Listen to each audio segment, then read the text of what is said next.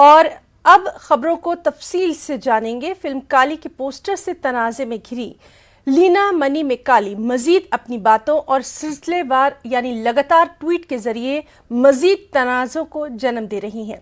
लीना मुसलसल ट्विटर पर सरगर्म है और ट्रोल करने वालों को जवाब भी दे रही हैं। लीना के ताज़ा तस्वीरी ट्वीट में भगवान शिव और पार्वती का किरदार निभाने वाले अदाकारों को सिगरेट नोशी करते दिखाया गया है, जिस पर उन्हें ट्रोल किया जा रहा है। लीना मनी में काली ने मजीद ट्वीट किया। एक ट्वीट में उन्होंने लिखा कि ऐसा महसूस होता है कि पूरा मुल्क जो बड़ी जमहूरियत से बड़ी नफरत की मशीन में तब्दील हो गया है, मेरी आवाज़ दबाना चाहता है। इसी ट्वीट में लीना लिखती हैं कि वो फिल वक्त कहीं भी महफूज महसूस नहीं कर रही। एक और ट्वीट में लीना लिखती है कि ये ट्रोल्स मेरी फनी आज़ादी छीनने के दर पे है। अगर इनके दबाव में फनी आज़ादी को छोड़ दूं तो ये हर किसी की आज़ादी छोड़ने जैसा होगा। लिहाजा मैं अपनी आज़ादी छोड़ने वाली नहीं, चाहे कुछ भी हो जाए।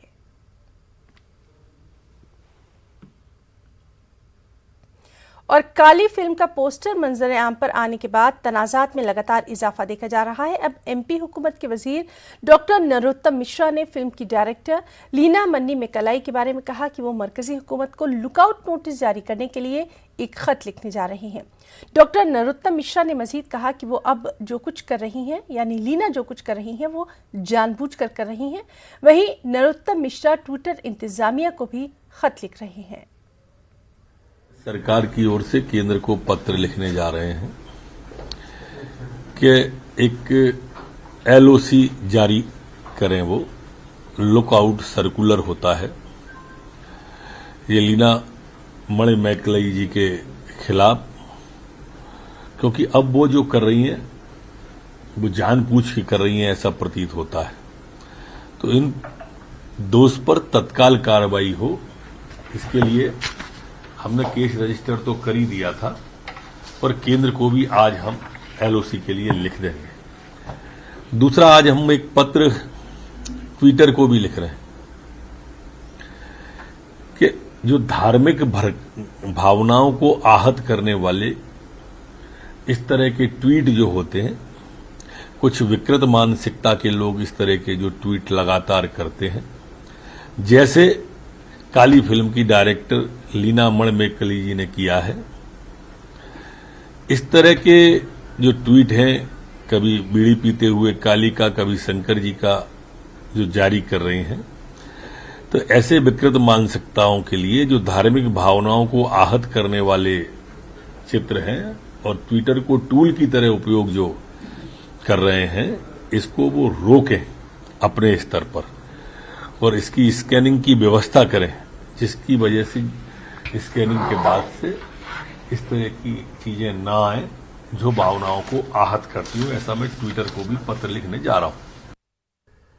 तृणमूल कांग्रेस रुकने पार्लियामान महुआ मोइत्रा हर तरफ से तनकीदों से घिरती नजर आ रही हैं। उनके खिलाफ 2 मुकदमे दर्ज हो चुके हैं। इस बीच बीजेपी लीडर अमित मालवीय ने ट्वीट करके मगरबी बंगाल की वज़ीर आला ममता बनर्जी पर निशाना साधा। उन्होंने लिखा कि काली पर महुआ के तबसरे पर ममता बनर्जी की खामोशी से ये साफ है कि महुआ को ममता की तायद हासिल है। अमित मालवीय ने मजीद लिखा कि महुआ की पुष्पनाही करके ममता बंगाली हिंदुओं के जज्बात को मजरूह कर रही हैं।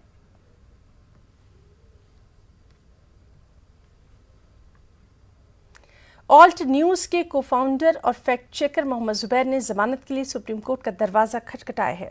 जुबैर के वकील कोलिन गोंजाल्विस का कहना है कि उनके मौक्किल मोहम्मद जुबैर को जान से मारने की धमकी दी जा रही है। वो उनकी सलामती के ताल्लुक से बेहद फिक्रमंद है। वकील ने अदालत से जमानत की अर्जी पर जल्द से जल्द समाअत करने की गुजारिश की, जिस पर अदालत ने कहा कि अगर रजिस्ट्री की जानिब से मामले का इंदराज किया जाता है तो इस सूरत में 8 जुलाई यानी कल अदालत अर्जी पर समाअत करेगी।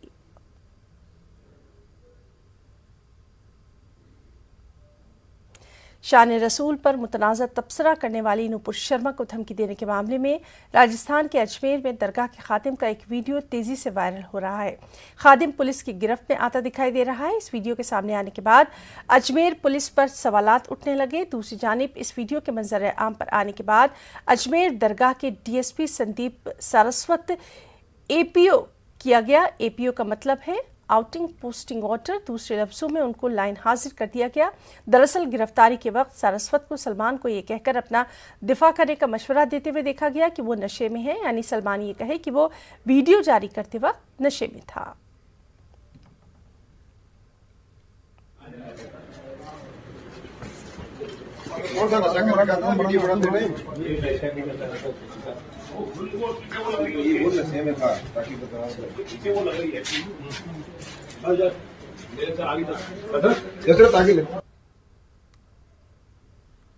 साबिक मरकजी वजीर मुख्तार अब्बास नकवी ने गुज़िश्ता रोज़ अपने वजारती ओहदे से इस्तीफ़ा दे दिया और इस्तीफ़ा देने के बाद न्यूज़ 18 से उन्होंने ख़ास बातचीत की और इस खास बातचीत में उन्होंने कहा कि राज्यसभा की मुद्दत कार ख़त्म हो रही है, लेकिन सियासी और समाजी ज़िंदगी की जद्दोजहद जारी है। जिम्मेदारी के बगैर काम करते रहना चाहिए। निकाल रहा 7 साल से ज़्यादा मंत्रालय में रहे, कल इस्तीफ़ा दिया, क्या कुछ कहेंगे, कैसा एक्सपीरियंस रहा? देखो भैया, राज्यसभा का कार्यकाल पूरा हो गया, संसद का कार्यकाल पूरा हो गया, सियासी और सामाजिक जीवन का कार्यकाल कभी पूरा नहीं होता। इसलिए पूरी मजबूती के साथ जिम्मेदारी को महसूस करते हुए, बिना जिम्मेदारी मिले भी जिम्मेदारी का एहसास करते हुए काम करना चाहिए और करेंगे। आजमगढ़ से बीजेपी के नौमुंतखब एमपी दिनेश लाल यादव नरहवा ने न्यूज़ 18 से खास बातचीत में कहा कि आजमगढ़ के लोगों का ये प्यार ही है कि आज वो वहां से एमपी बने हैं। उन्होंने ये भी कहा कि पीएम नरेंद्र मोदी सबका साथ सबका विकास के तहत काम कर रहे हैं। वहीं नरहवा ने नुपुर शर्मा और फिल्म काली के तनाज़े पर भी अपना इजहार ख्याल कुछ यूं किया। हमारे साथ बात करने के लिए मौजूद हैं आजमगढ़ से नवनिर्वाचित सांसद दिनेश लाल निरहुआ। दिनेश जी, आज प्रधानमंत्री बनारस के दौरे पर हैं, कई योजनाओं का उद्घाटन करने वाले हैं। लगातार प्रधानमंत्री इस तरीके की चीजें, योजनाएं लाते रहते हैं। सबका साथ सबका विकास जिस तरीके से बीजेपी का नारा है, क्या कहना चाहेंगे? ये बहुत अच्छी बात है और पूजनीय प्रधानमंत्री जी जब से बनारस से जीते और प्रधानमंत्री बने, लगातार वो बनारस आते रहे और लगातार बड़ी बड़ी योजनाओं के साथ में बनारस को उन्होंने आज चमकाया है। उत्तर प्रदेश लगातार उत्तम प्रदेश बनने के ओर अग्रसर है। पूजनीय योगी आदित्यनाथ जी हमारे प्रधानमंत्री जी से प्रेरणा लेके लगातार प्रदेश में अच्छा कर रहे हैं, बहुत अच्छा हो रहा है। और फिर से प्रधानमंत्री जी आज आए हैं वाराणसी में, तो निश्चित रूप से हमारे उत्तर प्रदेश की जनता को बहुत बड़ी बड़ी सौगात मिलने वाली है। दिनेश जी, जिस तरीके से स्मोकिंग काली पोस्टर को लेकर कई विवाद हुए, अब उसके बाद उन्हीं डायरेक्टर ने एक और पोस्टर जारी किया है और आप देख सकते हैं ये वाला जो पोस्टर, जिसमें मां दुर्गा को सिगरेट पीते हुए दिखाया गया है। तो कहीं ना कहीं इस तरीके के पोस्टर से क्या लगता है आपको कि धार्मिक भावनाओं को आहत करने वाली चीजें की जा रही हैं लगातार? देखिए, मुझे लगता है कि हर व्यक्ति को ये समझना चाहिए, आप डायरेक्टर हो, आप प्रोड्यूसर हो, आप एक्टर हो, कोई भी हो, आप हर धर्मों का अगर आदर नहीं कर सकते तो कम से कम निरादर करना नहीं चाहिए। होना तो ये चाहिए कि आप सबका आदर करें।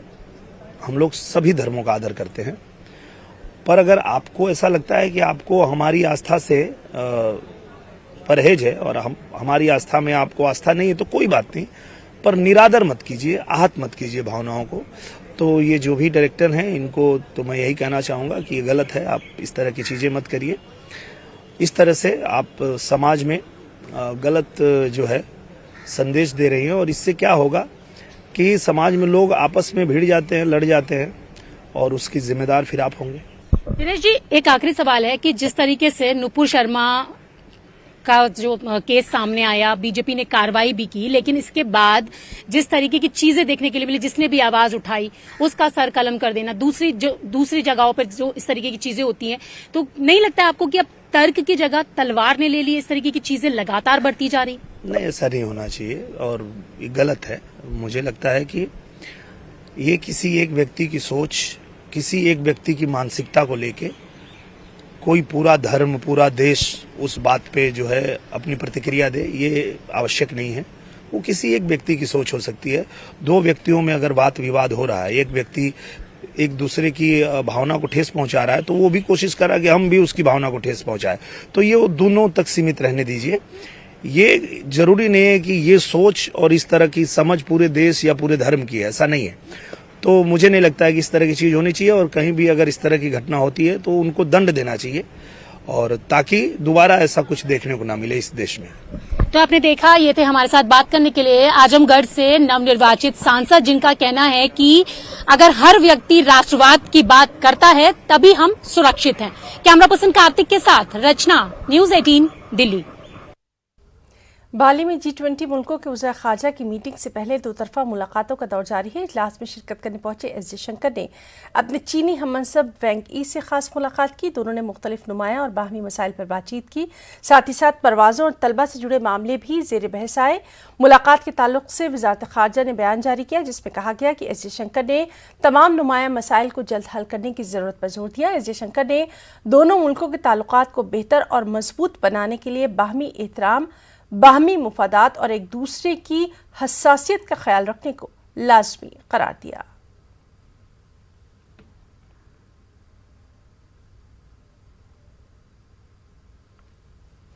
मजहब इस्लाम और साइंस के मौजू पर रिसर्च कर रहे बेंगलुरु के डॉक्टर मजहरुल अमीन ने अपनी रिसर्च के जरिए मजीद इंकशाफात किए हैं, और इस मरतबा उन्होंने क़यामत की 10 निशानियों को साइंस की रोशनी में वाज़े करने की कोशिश की। डॉक्टर सैयद मजहरुल अमीन फिजिक्स के प्रोफेसर रहे हैं। पिछले चंद बरसों से वो इस्लाम की तारीख और क़यामत के मुतालिक साइंस की रोशनी में रिसर्च कर रहे हैं। रोज़नामा सालार के ऑडिटोरियम में मुनक़्क़दा ख़ास इजलास में डॉक्टर मजहरुल अमीन ने कहा कि सूरज का मगरिब से तुलू होना क़यामत की एक बड़ी निशानी है। साइंस के नुक्ते नज़र से ये निशानी कैसे वजूद में आएगी, इस पर डॉक्टर मजहरुल अमीन ने अपनी रिसर्च पेश की। उन्होंने क़यामत की 10 बड़ी निशानियों का अहाता किया। की पहली निशानी है सूरज का मगरिब से निकलना। सूरज का मगरिब से निकलना, इसका मतलब ये नहीं है कि ज़मीन रुकेगी और फिर दूसरी जानिब घूमेगी। अर्थ एक मैग्नेट है। ये मैग्नेट एक तरफ पॉजिटिव है और एक तरफ नेगेटिव है। हर 7,80,000 साल में ये पोलैरिटी यानी नॉर्थ पॉजिटिव चार्जेस नेगेटिव हो जाते हैं और नेगेटिव चार्जेस पॉजिटिव हो जाते हैं। जब ये होता है तो हमारा ईस्ट वेस्ट हो जाता है और वेस्ट ईस्ट हो जाता है, और ऐसा लगता है सूरज मगरिब से निकल रहा हो। ये पहली निशानी है। इसकी तारीख मैंने 3 तरीक़ों से साबित की है। पहला है हुज़ूर सल्लल्लाहु अलैहि वसल्लम की हदीस। इस्लाम की खूबी यह है कि कुरान में और हदीस में साइंस के बहुत से आयत हैं। साइंस के बारे में तस्दीक की गई है कि साइंस और इस्लाम में बहुत खूबसूरत इम्तिजाज है। तो इसलिए अगर हम मज़हब को सही समझना चाहते हैं तो साइंस का मुताला ज़रूरी है। अगर साइंस को हम और जो इल्म हासिल करना है साइंस का, तो मज़हब के ज़रिए ही हासिल किया जा सकता है, क्योंकि मज़हब ही एक सोर्स है इल्म का। तो एक मशहूर साइंसदान आइंस्टाइन ने कहा है कि साइंस मज़हब के बिना लंगड़ी है और मज़हब साइंस के बिना अंधा है। Science without religion is lame and religion without science is blind. एक और बेहद अहम खबर आपको दे दें। लखनऊ के इस्लामिक सेंटर ऑफ इंडिया की जानिब से मौलाना खालिद रशीद फिरंगी महली ने अपील की है कि कुर्बानी के मौके पर खास ख्याल रखा जाए। ममनुआ जानवरों की कुर्बानी बिल्कुल ना करें। कुर्बानी के फोटोज और वीडियोस हरगिज वायरल ना करें। साथ ही उन्होंने कहा कि खुली जगह यानी खुले मुकामात पर और रास्तों पर जानवर ज़िबा ना करें। इस साल पूरे मुल्क में ईद उल अज़हा यानी बकरीद का त्यौहार इंशाअल्लाह 10 जुलाई 2022 को मनाया जाएगा, और इस मौके पर मुसलमान सवेरे नमाज अदा करते हैं और उसके बाद अल्लाह के हुजूर में कुर्बानी पेश करते हैं, और कुर्बानी 10, 11, 12 जुलाई को होगी।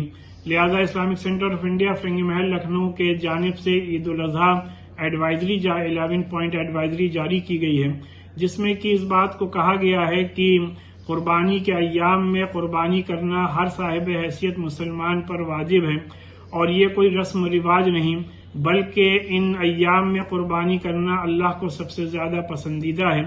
कुर्बानी सिर्फ उन्हीं जानवरों पे की जाए हमेशा की तरह जिन पर की कोई कानूनी बंदिश नहीं है, और कुर्बानी खुले में या पब्लिक स्पेस पे, पब्लिक प्लेस पर या सड़क के किनारे हरगिज न की जाए, बल्कि पहले से जो जगह मुतय्यन है वहीं पे कुर्बानी की जाए। कुर्बानी के जानवर का वेस्ट पब्लिक प्लेस पे बिल्कुल भी न फेंका जाए, और उसी के साथ साथ कुर्बानी के जानवर के खून को नालियों में ना बहा करके कच्ची मिट्टी में दफन कर दें, और कुर्बानी की ना कोई फोटो क्लिक की जाए, ना कोई वीडियो बनाया जाए, ना ही उसको सोशल मीडिया पर अपलोड किया जाए, और नमाज के बाद अल्लाह की बारगाह में अपने मुल्क की तामीर और तरक्की और अमन शांति के लिए जरूर दुआएं करें।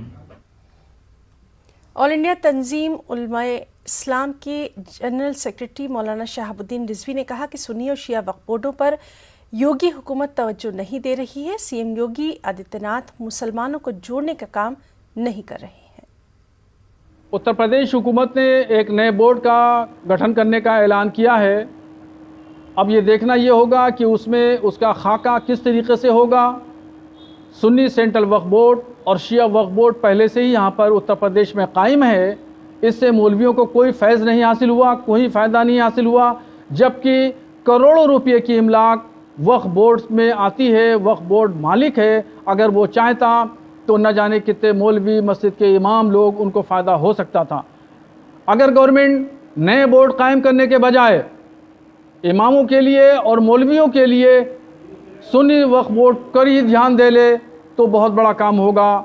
मुझे उम्मीद है कि हुकूमत इस पर ध्यान देगी, तवज्जो देगी और पुरोहितों के साथ में मस्जिद के इमामों को कुछ फ़ायदा पहुंचेगा। उत्तर प्रदेश की हुकूमत मुसलमानों से कतन जोड़ने का काम नहीं कर रही है, और ये कहना गलत है कि उत्तर प्रदेश की हुकूमत मुसलमानों को जोड़ रही है।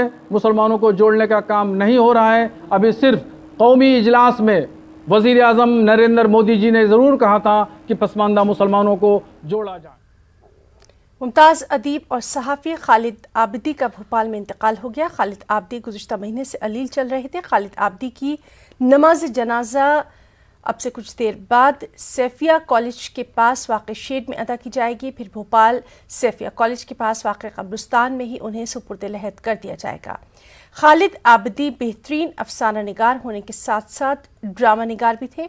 उन्होंने अफसाने में रेडियाई अफसाने, बच्चों के ड्रामों के साथ साथ तंज़िया और मज़ाहिया मज़ामीन भी लिखे। उनकी अहम तसानीफ में आवाज़ नुमा, बाग़ फ़िक्र, पैकर आवाज़, ज़ख्मों के दरीचे, शिकायतन अर्ज़ है, उर्दू इंटरव्यूज़, टीचर के बग़ैर, मज़ामीन खालिद, उर्दू मरासलाती इंटरव्यूज़, नुक्ता नौ गुज़ेर, उर्दू और हमारी फ़िल्मों के नाम काबिल ज़िक्र हैं। मध्य प्रदेश के अदीबों ने खालिद आबिदी के सानह इर्तिहाल को अदब के एक बड़े खसारे से ताबीर किया।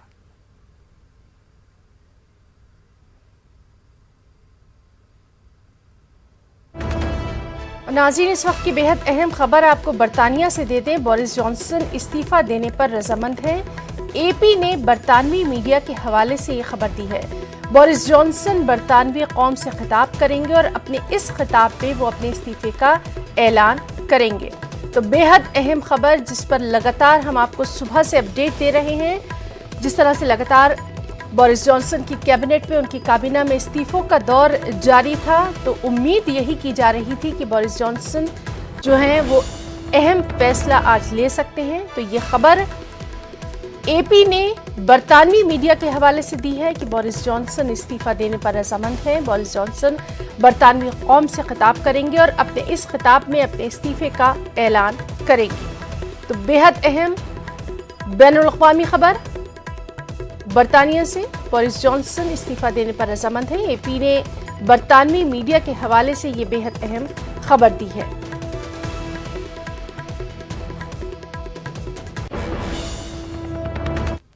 मुल्क में कोरोना के एक्टिव मामलों में लगातार इजाफा देखा जा रहा है। एक्टिव मामलों की तादाद 1,20,000 के करीब है। पॉजिटिविटी रेट 4.32% है। जारी करदा ताज़ा आदाद-ओ-शुमार के मुताबिक पिछले 24 घंटों में कोरोना के 18,930 नए मामले सामने आए, जबकि इसी दौरान 35 मरीजों की मौत हुई। आदाद-ओ-शुमार के मुताबिक 14,650 अफराद शिफायाब हुए। केसेस का ग्राफ कभी बढ़ रहा है तो कभी कम हो रहा है, उसके चलते जो चिंता है वो लगातार बढ़ती जा रही है। अभी 24 घंटों की अगर बात करें तो 18,000 से ज़्यादा नए केसेस सामने आए हैं और 35 मौतें हुई हैं। तो कहीं ना कहीं मौतों का जो आंकड़ा है वो भी लोगों को चिंता में डाल रहा है। वहीं एक्सपर्ट्स का कहना है कि वैक्सीनेशन पर ज़्यादा जोर दिया जा रहा है और लोग जो हैं वो लापरवाही बरत रहे हैं, क्योंकि ये जो वायरस है ये म्यूट कर रहा है, इसमें म्यूटेशन हो रहा है, इसलिए ज़्यादा से ज़्यादा ट्रांसमिट कर रहा है। लेकिन इसे घबराने की ज़रूरत नहीं है। लोगों को सोशल डिस्टेंसिंग का पालन करना होगा, मास्क लगाना होगा और प्रोटोकॉल को फॉलो करना होगा, क्योंकि अगर ऐसा नहीं करेंगे तो जिस तरीके से ट्रांसमिट हो रहा है वो कहीं ना कहीं चौथी लहर की तरफ बढ़ सकता है। हालांकि अभी डरने की कोई ज़रूरत नहीं है, लेकिन अगर इसी तरीके से लापरवाही बढ़ती रही तो केसेस का जो ग्राफ है वो बढ़ता रहेगा। इसी बीच बूस्टर डोज को भी लेकर एक बड़ा फैसला किया गया है। जो टाइम ड्यूरेशन 9 महीने का था उसको 6 महीने कर दिया गया है। तो वैक्सीनेशन पर भी कई तरह का जोर हो रहा है, बच्चों के लिए भी वैक्सीनेशन पर जोर हो रहा है, क्योंकि स्वास्थ्य विभाग भी कहीं ना कहीं चिंता में है जिस तरीके से केसेस बढ़ रहे हैं। तो लोगों से लगातार अपील की जा रही है कि वो सावधानी बरतें, क्योंकि कोविड अभी गया नहीं है। कैमरामैन बीनू के साथ फराह खान, न्यूज़ 18 दिल्ली। आज से मनासिक के हज का आगाज होगा। कोरोना की 2 साल पाबंदियों के बाद 10 लाख आज़मीन फरीज़ा हज की अदायगी के लिए आज मिना की जानिब रवाना होंगे। रवां बरस कोरोना के बाद पहली बार 10 लाख आज़मीन हज की सआदत हासिल कर रहे हैं, जिनमें 8.5 लाख गैर मुल्की शामिल हैं। पेश है न्यूज़ 18 उर्दू की खास रिपोर्ट।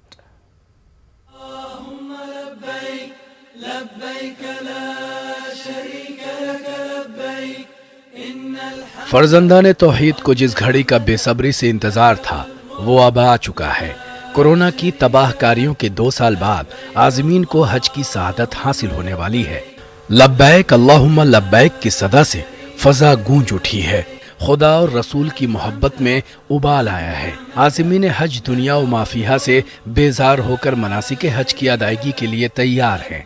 दुनिया के मुख्तलिफ ममालिक से आने वाले आज़मीन हज आज यानी 7 और कल 8 ज़िलहिज्जा की दरमियानी शब मक्का मुकर्रमा से मिना के लिए रवाना होंगे, जहां 2 साल के तवील इंतज़ार के बाद आज़मीन हज के क़याम के लिए दुनिया की सबसे बड़ी खीमा बस्ती जदीद सहूलतों के साथ आबाद हो चुकी है। मनासिक हज के मुताबिक आज़मीन हज को 8 ज़िलहिज्जा के दिन मिना में अपने खेमों ही में क़याम करना होगा, जहाँ से वो ज़ोहर, असर, मगरिब और इशा की अदायगी के बाद 9 ज़िलहिज्जा की नमाज फजर अदा करने के बाद वकूफ़ अरफा के लिए रवाना हो जाएंगे। यह अमल अगले दिन की नमाज ज़ोहर तक मुकम्मल होगा। आज़मीन हज 9 ज़िलहिज्जा जुमरात के रोज़ मैदान अरफात पहुँचकर नमाज ज़ोहर और असर अपने खेमों ही में अदा करेंगे और मगरिब तक मैदान अरफात में क़याम करेंगे, जहाँ हुज्जाज कराम अपने रब की बारगाह में खुसूसी दुआएं और इबादत का एहतमाम करेंगे। 9 ज़िलहिज्जा को गुरूब आफ्ताब होते ही हुज्जाज कराम नमाज मगरिब अदा किए बगैर मुज़दलिफ़ा की जानिब रवाना होंगे और वहाँ पहुँचकर मगरिब और इशा की नमाज इकट्ठी अदा करेंगे। हुज्जाज कराम मुज़दलिफ़ा की शब खुले आसमान तले गुजारेंगे और वहीं से रमी जमरात के लिए 70 अदद कंकरियाँ फी आज़िम के तनासुब से चुनेंगे। हुज्जाज कराम 10 ज़िलहिज्जा जुमा के रोज़ नमाज फजर की अदायगी के बाद सूरज तुलू होने तक दुआओं और मनाजात का एहतमाम करेंगे, जिसे वकूफ़ मुज़दलिफ़ा कहा जाता है। इसके बाद ज़ुयूफ़ुर रहमान रमी जमरात के लिए वापस मिना की जानिब रवाना होंगे। वाज़ेह रहे कि रमी जमरात के बाद कुर्बानी का अमल है, जिसकी तकमील होते ही हज्जाज कराम सर के बाल मुंडवाकर यानी हलक करवाकर हालत एहराम की पाबंदियों से आज़ाद होते हैं। हलक के बाद हुज्जाज का अहम काम तवाफ़े ज़ियारत है, जिसकी अदायगी और सई के चक्कर मुकम्मल करने के बाद हुज्जाज वापस मिना पहुँचेंगे। रात वहीं क़याम होगा और अगले 2 रोज़ यानी 11 और 12 ज़िलहिज्जा को ज़वाल के वक्त के बाद तीनों जमरात को 7-7 कंकरियाँ मारेंगे। इसके बाद हुज्जाज 12 ज़िलहिज्जा को गुरूब आफ्ताब से कब्ल मिना की हुदूद से निकल जाएंगे या फिर 13 ज़िलहिज्जा की रमी के बाद अपनी रिहाइश गाहों की जानिब रवाना होंगे। काबिल जिक्र है कि रवां बरस कोरोना वबा के बाद पहली बार 10 लाख आज़मीन हज की सआदत हासिल कर रहे हैं, जिनमें 8.5 लाख गैर मुल्की शामिल हैं। हज सिक्योरिटी फोर्सेस का कहना है कि अहम तरीन मौका पर अमन व सलामती के तमाम इंतजामात मुकम्मल हैं। Bureau report, news 18 Urdu.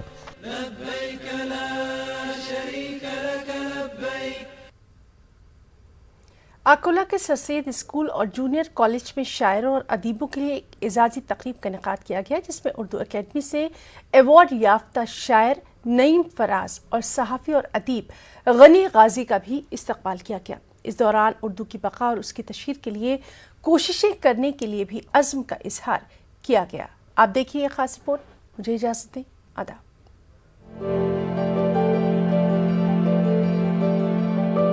Akola और बुल्डाना जिले में उर्दू से दुनिया भर में अपना और अपने शहर का नाम रोशन करने वाले एक अदीब और एक शायर को हाल ही में उर्दू एकेडमी महाराष्ट्र की जानिब से एजाज से नवाजा गया, जिसमें अकोला के मारूफ शायर नईम फराज और बुल्डाना जिले के डॉक्टर गनी गाजी शामिल हैं। अकोला के सर सैयद स्कूल और जूनियर कॉलेज में इन दोनों के लिए एक एजाजी तकरीब का इनेकाद किया गया। महाराष्ट्र उर्दू अकादमी की जानिब से 2019 का जो न्यू टैलेंट अवार्ड दिया गया, उसके लिए मैं महाराष्ट्र उर्दू अकादमी का ममनून हूँ। उसी ज़िम्न में आज यहाँ पर शाह बाबू सोसाइटी की जानिब से एक एजाज़ी तकरीब का इनेकाद किया गया था मोहतरम इसाक राही साहब की जानिब से। मैं इसाक राही साहब का भी शुक्रिया अदा करता हूँ। महाराष्ट्र स्टेट उर्दू साहित्य अकादमी का 2019-20 का मुझे खुसूसी अदबी अवार्ड मिला है। मैं शुक्रगुजार हूँ शाह बाबू उर्दू एजुकेशन सोसाइटी का कि उन्होंने यहाँ मेरा एजाज़ किया, मुझे बुलाया। इस तकरीब में बीजेपी लीडर और साबिक रियासती वजीर डॉक्टर रंजीत पाटिल ने भी इन दोनों की अदब दोस्ती और इनकी खिदमात का एतराफ़ किया। इन्होंने कहा कि ऐसे लोगों की मेहनत से ही उर्दू जैसी शीरीं ज़बान आज भी जिंदा है। उर्दू एकेडमी के स्टेट लेवल के अवार्डी सन्मान्य श्री गानी गाजी साहब और सन्मान्य श्री नईम फराज साहब, इन लोगों को आज फेलिसिटेशन में एक संदेश, एक मैसेज सन्मान्य श्री इसाक राही साहब ने दिया है। उर्दू एकेडमी महाराष्ट्र की तरफ से जिन दो अहबाब का हमने यहाँ पर इस्तकबाल किया, एजाज़ किया, जैसे गनी गाजी साहब और नईम फराज साहब, ये भी हमारी सोसाइटी का एक हिस्सा है कि हम उर्दू लिटरेचर के प्रमोशन के लिए काम करते हैं। वाज़ेह है कि नईम फराज को यंग एमर्जिंग टैलेंट के जुमरे में उर्दू एकेडमी ने अवार्ड के लिए मुंतखब किया है, जबकि गनी गाजी को उनकी अदबी और सहाफ़ी खिदमात को देखकर उन्हें ये एजाज दिया गया। न्यूज़ 18 उर्दू के लिए अकोला से रिजवान खान की रिपोर्ट।